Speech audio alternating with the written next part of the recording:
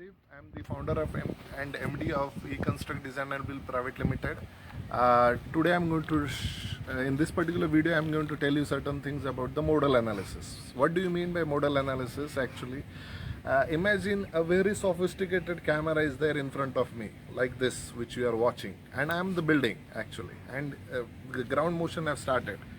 Let's say I'm just putting my leg like this. If you can take it to full video like this, yeah, thank you. Now this is the first leg actually. When the ground motion starts,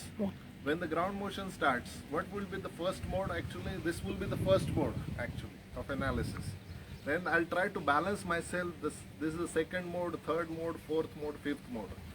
So if my legs are not strong enough, what will happen? I'll collapse. There will not be any second mode actually. The modal analysis which gives you this kind of picture. There is nothing rocket science that modal analysis, this one, that one, and if you read so many books you will understand the things are very complicated. It's not like that. I'll again tell you, like, let's say for example this is the mode, first mode actually. So this is the deflection shape of the first mode. I'll try to balance myself, okay, and this is the second mode.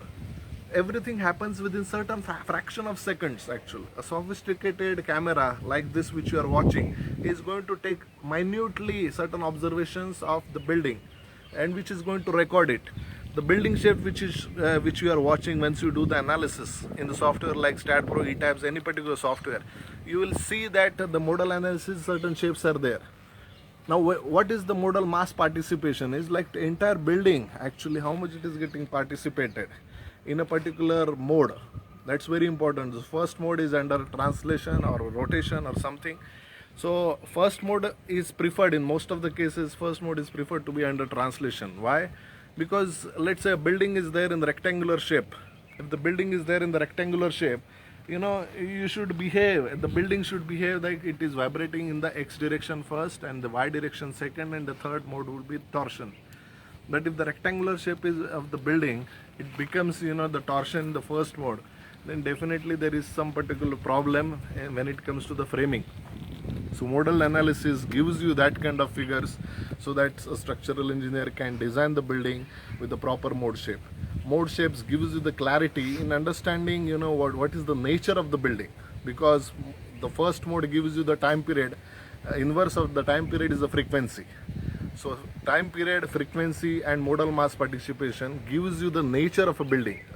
A structural engineer is a doctor of a building. He should understand the nature of the structure so that he will design it properly.